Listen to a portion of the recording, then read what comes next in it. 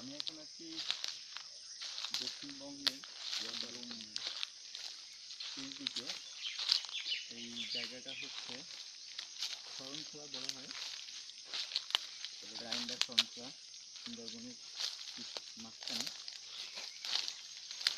এইখানে আসলে দেখার মতো কিছুই নাই, তবে যদি কিছু দেখতে পাই সেটা হচ্ছে ভাগ্যের ব্যাপার।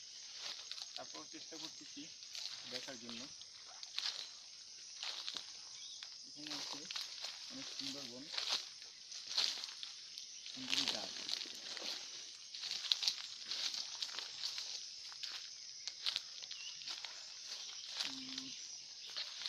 এখানে একটা সময় অনেক পানি ছিল, আর বিশেষ করে বৃষ্টির সময় যখন হয় প্রচুর পানি হয়। এখান থেকে দেখা যায় যে সুন্দরী গাছের শিকড়গুলো বিশেষ করে এই যে উঁচু উঁচু হয়ে আছে। আপনি যদি খালি পায়ে হাঁটতে যান যে কোনো সময় আপনার পায়ে ঢুকে পড়তে পারে। তো সাবধানে সবাই যখন সুন্দরবনে হাঁটবেন, বিশেষ করে এই যে শ্বাসমূল যেটাকে বলা হয়। আমি এখন আপনাদের দেখাবো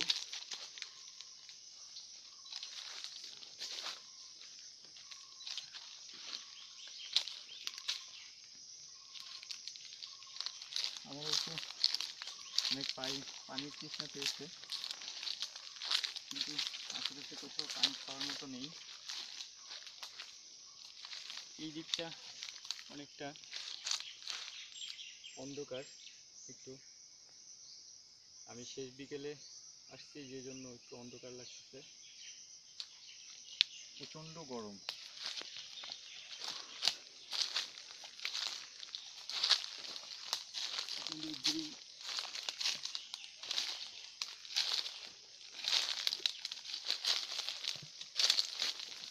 যদি আমি সাহস করে এসেছি, তারপরেও একটু ভয় লাগছে। ভয় লাগারই কথা, যেহেতু সুন্দরবনের ঠিক মাঝখানটা। আমি এই জায়গাটায় আরও একবার আসছি, তো ওই সময় একটা মজার ঘটনা ঘটছিল এই জায়গাটায়। এই যে দেখেন আপনারা, সব শ্বাসমূলগুলো কেমন দাঁড়ায় আছে। আপনি যদি হাঁটতে যান যে কোনো মুহূর্তে এই শ্বাসমূল আপনার পায়ে ঢুকে পড়তে পারে। তো এই জন্য আমি জুতা পরে ঢুকছি। আপনারা অবশ্যই সুন্দরবনে আসলে জুতা পরে ঢুকবেন। পানির তৃষ্ণা, দেখি কিছু খাওয়া যায় কিনা। এখানে আসলে খাওয়ার মতো কিছুই নাই, যদিও নোনা পানি এখানে অনেক দূরে। পানি অঞ্চল হলে খাওয়ার মতো অবশ্য কিছু থাকতো, গোল ফল বলা হয় যেটাকে, খাওয়া যেত। কিন্তু এখানে খাওয়ার মতো আছে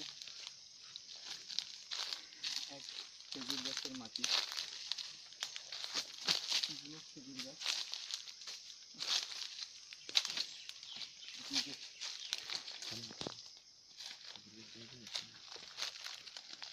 অনেক খুঁজে পেয়েছি, খাওয়ার মতো ব্যবস্থা করা যায় কিনা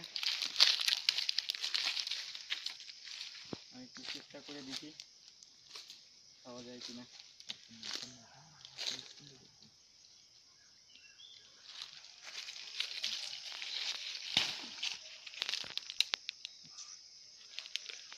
কিছু হলেও পানির তৃষ্ণা মিটছে, যদিও মোটামুটি।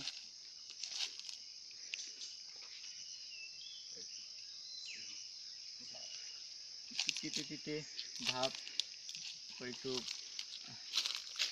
নোনা নোনা ভাব, যদিও কিছুটা হলেও পানির তৃষ্ণা মিটছে।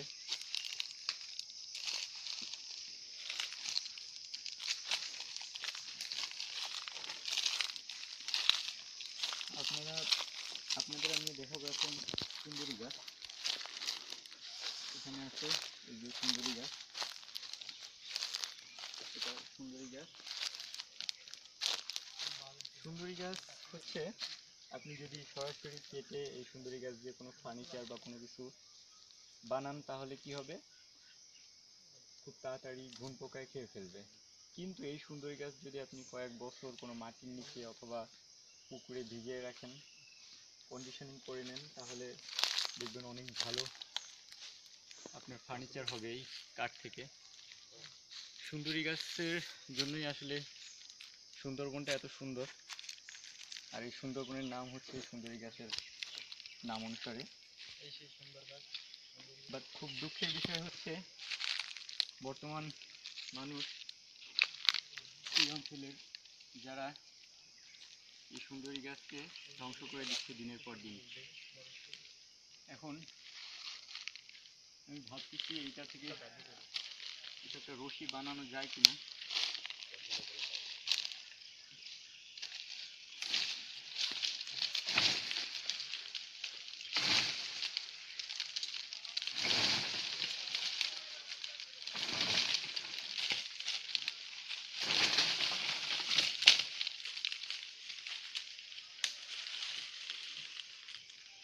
দেখতে অনেকটা সাপের মতো, কিন্তু আসলে এটা সাপ না, এটা এক ধরনের বনলতা, অনেক শক্ত।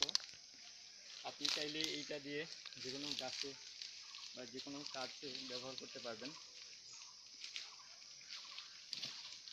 তো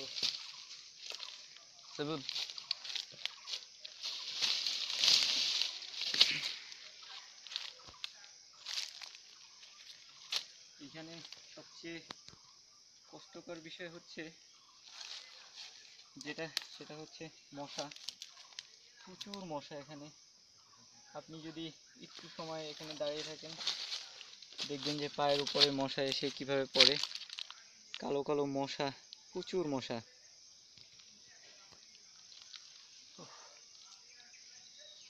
গরমে আমার প্রচণ্ড তৃষ্ণা পেয়েছে, দেখি আর একটু কিছু খাওয়া যায় কিনা। ওটাই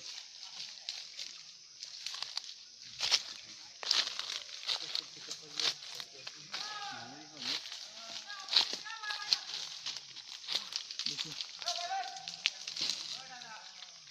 এই যে আরেকটা খেজুর গাছ।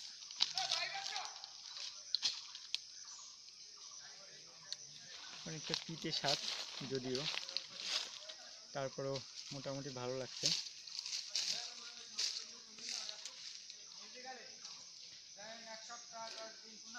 ভিউয়ার্স, আপনারাও যদি আসেন কখনো এই জিনিসটা মিস করবেন না, অবশ্যই অবশ্যই খাবেন।